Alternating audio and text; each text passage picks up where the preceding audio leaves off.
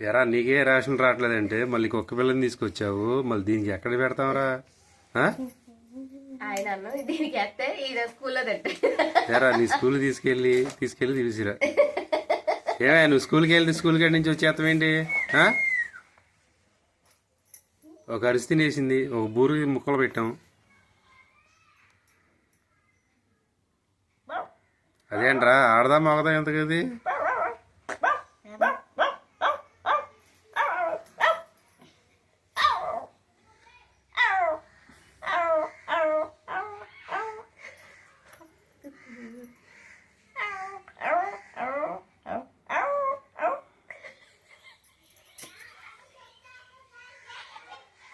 ఎక్కడ తీసుకొచ్చి అక్కడ వదిలేసిరా, వెళ్ళిపో.